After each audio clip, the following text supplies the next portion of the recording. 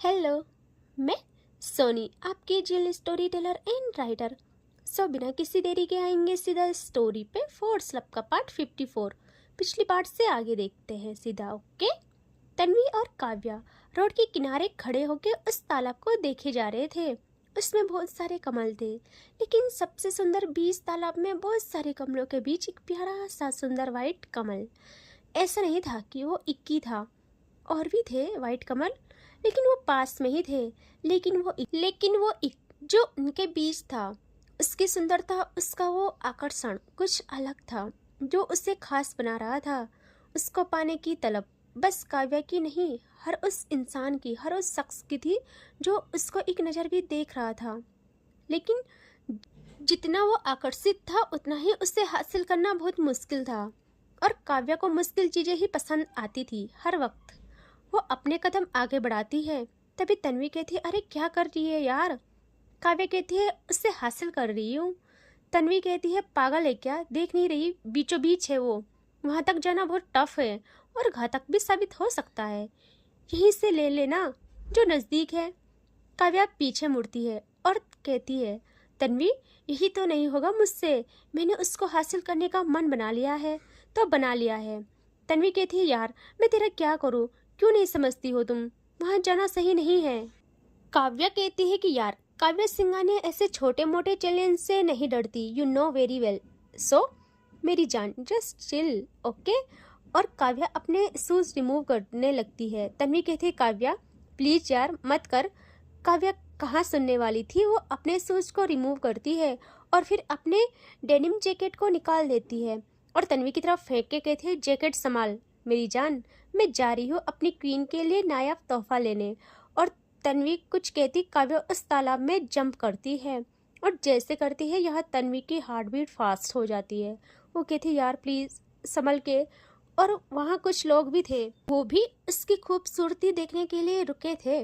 वो काव्या को देखते हैं और तन्वी की साइड आ जाते हैं और कहते हैं, ये कौन है, पागल है क्या, कैसे जा रही है वहाँ, तो वहाँ तो सांप भी हो सकते हैं। तन्वी कहती, क्या इसमें सांप भी रहते हैं, मैं क्या करूँ इसका। वो कहते हैं, हाँ होते हैं, पानी भी उतना अच्छा नहीं है जो दिख जाए। और तन्वी के फेस पे ना डर का माहौल रहता है।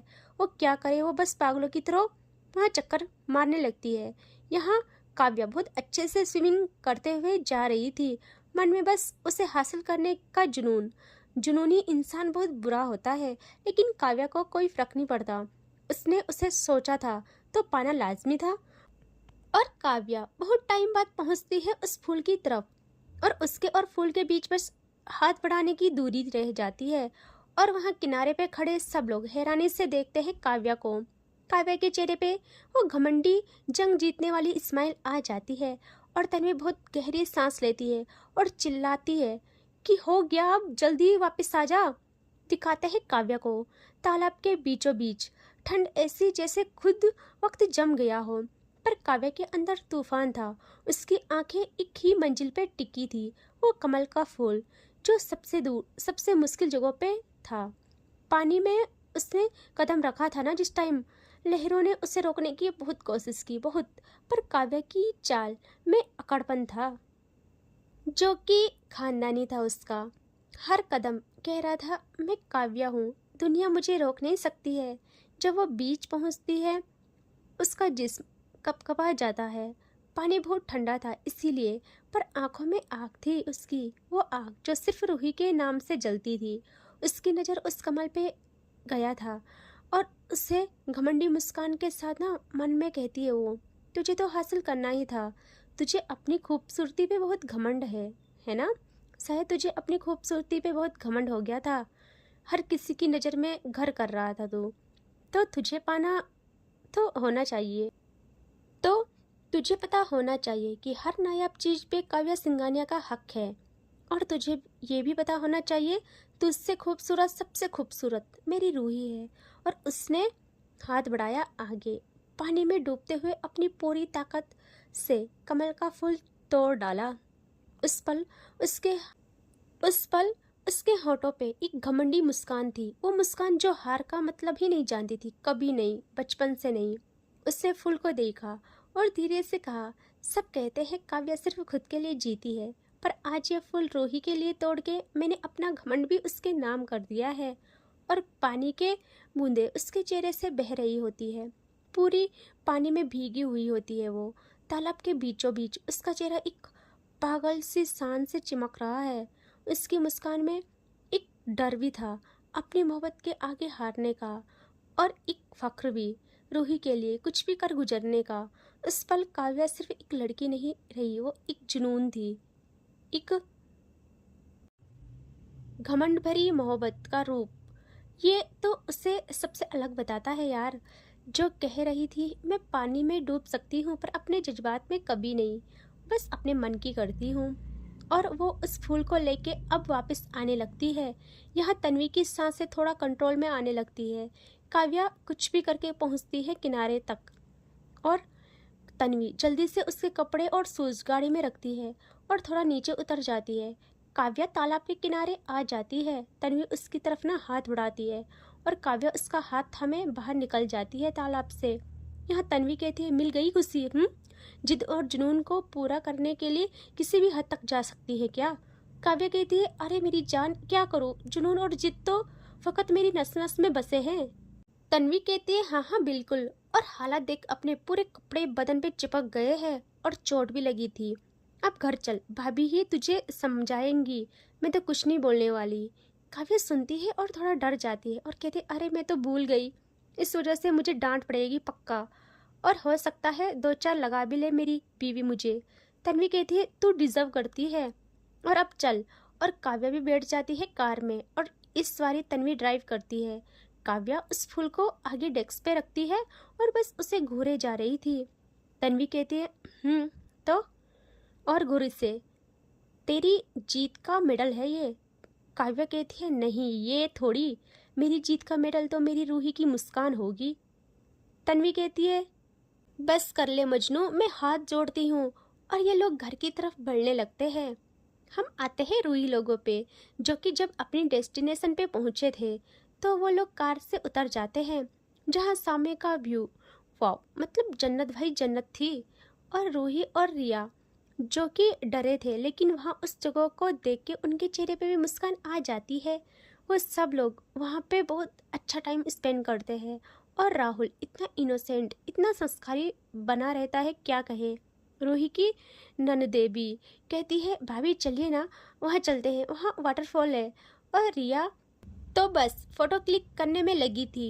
यहाँ राहुल इनके लिए इंस्टेंट मैगी बनाने लगता है, और जैसे उसका बनाना ख़त्म होता है वो जाता है वाटरफॉल की तरफ। और उसकी सारी बहनें वहाँ मस्ती कर रही थी और रूही भी उनको देख रही थी।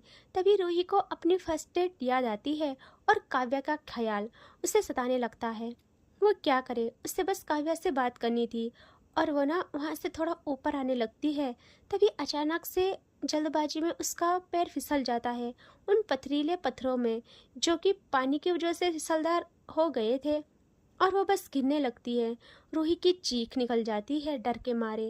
राहुल देख रहा था, उसे बहुत टाइम से देख रहा था, वो रूही के नज़दीक ही था। वो घबरा के जल्दी से रूही के पास आके उसको थाम लेता है, और रूही की चीख पूरी वैली में गूंज जाती है। रिया का ध्यान, उसकी ननदों का ध्यान जाता है इन पे, और वो भी भाग के इनके पास आते हैं।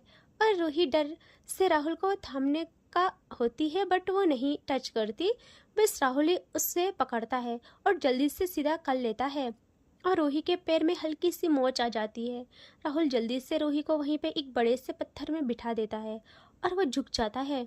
रूही कहती है, मैं ठीक हूँ, आप ये ना करें, क्योंकि राहुल रूही के पैरों को छू रहा था, बट रूही टच करने नहीं देती। राहुल देखता है रूही को और कहता है, भाभी जी, मैं आपका देवर हूँ, मुझे मेरी मर्यादाओं में रहना पसंद है। और वो हाथ जोड़ता है और कहता है, मुझे माफ़ करना भगवान जी, और आप भी, कि मेरे हाथ आपको छू रहे हैं, लेकिन भाभी जी, आपके पैर छूने का हक तो भगवान जी ने भी दिया है, और जब आपको गिरने से संभाला वो मेरा फ़र्ज़ था, मुझे माफ़ करें। लेकिन रूही, और सब देखते हैं उसे, वो बात करते वक्त रूही की तरफ देख भी नहीं रहा था, बस नज़रें झुका रहा था। और वह बहुत ही मर्यादित ढंग से रूही के पैर को छूता है और 10 सेकंड के अंदर वो रूही के पैर को एक झटके में सही करता है। रूही को उस वक्त थोड़ा सा दर्द होता है, बट उसकी मौत सही हो गई थी और वो जल्दी से रूही के पैर से हाथ हटा देता है और कहता है, मुझे माफ़ करना भाभी जी, लेकिन मेरा फ़र्ज़ है ये, मेरा फ़र्ज़ ये भी था कि मैं आपकी रक्षा करूं। और तभी उसकी एक बहन कहती है, भैया लेकिन आप प्रॉपर भाभी जी को देखते हुए बात क्यों नहीं कर रहे हो? तो राहुल कहता है, वो मेरी भाभी है और इस वक्त काव्या यहाँ पे नहीं है। काव्या होती तो मजाक मस्ती कर सकते थे भाभी के साथ, लेकिन काव्या की गैर मौजूदगी में अपनी मर्यादा में रहना पसंद करता हूँ मैं। उन पे देखने तक का मेरा धर्म मुझे इजाज़त नहीं देता है और अभी वो जिम्मेदारी है मेरी, इसीलिए उनकी रक्षा करना, उनकी केयर करना फ़र्ज़ था मेरा। मैंने अपना फ़र्ज़ निभाया, बस इतना ही और कुछ नहीं। और वह वहाँ से जाते जाते कहता है, आप सब लोग आराम से ऊपर आइए, मैंने सबके लिए मैगी बनाई है। और वह वहाँ से चला जाता है। यहाँ रूही और रिया देखते हैं एक दूसरे को और दोनों के मन में बस एक ही बात कि राहुल तो बहुत अच्छा है और संस्कारी भी, संस्कारी लड़का है जो कि ऐसी वैसी फालतू में देखना भी गुनाह मानता है। फिर काव्या इतना क्यों उसको पसंद नहीं करती है, लेकिन फिर दोनों ही सोचते हैं कि वो बहुत ज़्यादा पॉजिटिव नेचर के हैं, शायद इसीलिए। बट उनके मन में राहुल की छवि बहुत साफ और बेदाग थी, अब तो और ही हो गई थी। यहाँ रिया आती है रूही के पास और कहती है, ठीक हो आप? रूही कहती है, हाँ अब ठीक हूँ। और रिया रूही को थोड़ा संभालती है और ये लोग आ जाते हैं ऊपर जहाँ राहुल ने सबके लिए मैगी बनाई थी। राहुल बहुत खुश था। वो कहता है, भाभी जी और रिया जी, आप लोग पहली बार आए हैं, आप लोगों को कैसा लगा यहाँ? तो आपने एंजॉय तो किया ना? तो दोनों कहते हैं, बहुत अच्छा लगा सच में। तो राहुल कहता है, क्या सच में? तो इस खूबसूरत जगह में सबसे खूबसूरत गर्ल्स को और अच्छा फील कराने के लिए इस नाचिश का छोटा सा प्रयास और है। और उसकी बातों से सब हंस पड़ते हैं। राहुल कहता है, आपकी खिदमत में हाजिर है। और वह मैगी को सबको सर्व करता है और कहता है, तो प्लीज़ मोहतरमा आइए, सब लोग टेस्ट करें और हमारी मेहनत को रेट करें। सब लोग टेस्ट करते हैं, बहुत अच्छी बनी थी, सब खुश हो जाते हैं। तो वो कहता है, आपके चेहरे की स्माइल और एक्सप्रेशंस बता रहे हैं हमारी मेहनत मुकम्मल हुई। और ऐसे ही वो ना मजाक मस्ती में ना उनसे बातें करता है, उन्हें कंफर्टेबल फील कराता है एंड ये लोग बहुत अच्छा टाइम स्पेंड करते हैं। और कुछ टाइम के बाद घर जाने का टाइम हो गया था और ये लोग कार तक आते हैं और कार में बैठ जाते हैं और निकलते हैं घर को।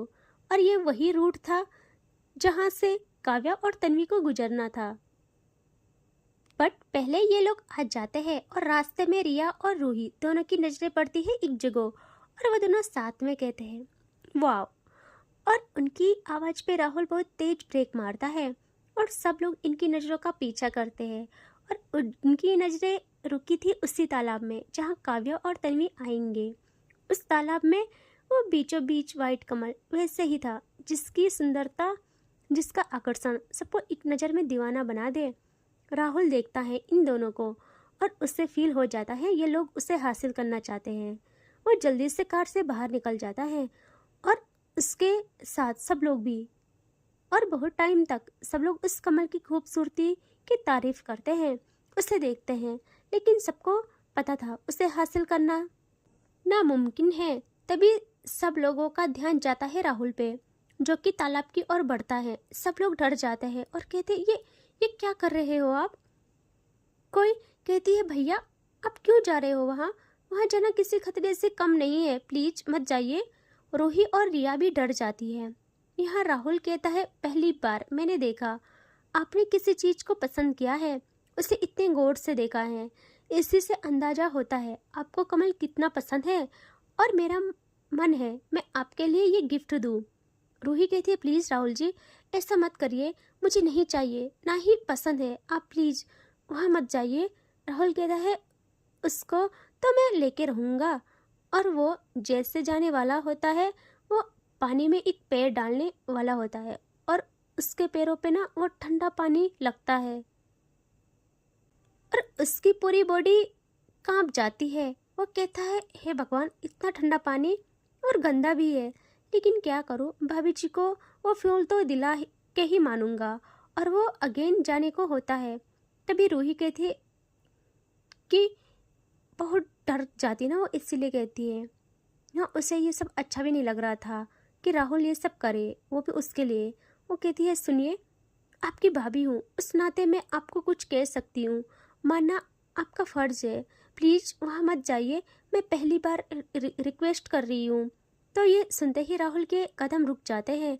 वो देखता है पीछे और कहता है ठीक है भाभी जी, पहली बार आपने कुछ कहा है, लेकिन मैं आपको कमल तो दिलाऊंगा ही। ठीक है, वहाँ नहीं जाऊँगा बस, ओके, बट यहीं से दिलाऊंगा। और वो ना थोड़ा कदम डाल देता है पानी में और थोड़ा आगे जाके तोड़ता है 2 फूल, बहुत सुंदर थे वो भी। और वो उनको निकाल कर आता है बाहर और खुद रूही को नहीं देता, वो देता है अपनी बहन को और कहता है आप ये भाभी जी को और रिया जी को दे दे। सब लोग उसे देखते हैं और वो कहता है ऐसा क्यों देख रहे हो, मेरा धर्म मुझे कहता है कि भाभी को हम ये वाला फूल नहीं दे सकते हैं अपने हाथों से, ना ही रिया जी को, तो इसीलिए आप दे दो।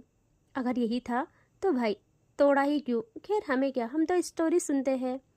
और वह रूही और रिया को वो फूल देते हैं वो लड़कियां, वो बहुत सुंदर थे। रिया और रूही उससे थैंक यू बोलते हैं और ये लोग आ जाते हैं कार में एंड अब आने लगते हैं घर की तरफ। लेकिन कुछ आगे जाते ही इनकी कार रुक जाती है। शाम होने वाली थी। सब लोग देखते हैं राहुल को और कहते हैं क्या हुआ राहुल। राहुल कहता है थोड़ा सा चेक करना पड़ेगा। और वो बाहर उतर जाता है कार से और देखता है उनका टायर पंचर हो गया था। वो कहता है ओह शिट, चेंज करना पड़ेगा। यह सब लोग क्या ही करते, वो भी कार से निकल जाते हैं और राहुल टायर चेंज करने में लग जाता है। इस दौरान ठीक इनके पीछे से ही काव्या की कार उस तालाब तक पहुंची थी और काव्या फूल को तोड़ के घर की तरफ बढ़ने लगती है। राहुल कार का टायर सही करने में लग जाता है। रूही जब उतरी थी उसके हाथों में वो फूल था और वो उसे बस देखे जा रही थी और कहती है मैं इसे इन्हें दिखाऊंगी, बहुत खुश हो जाएंगे, शायद गुस्सा भी करें लेकिन नहीं भी कर सकेंगे क्योंकि इन्होंने ही तो घूमने को बोला था। मैं तो बस घर जाना चाहती हूँ, सुबह से नहीं देखा मैंने इन्हें, I miss you so much. और तभी इनके पास एक कार रुकती है एंड इससे आगे देखेंगे नेक्स्ट पार्ट में। ठीक है, टेक केयर, बाय बाय।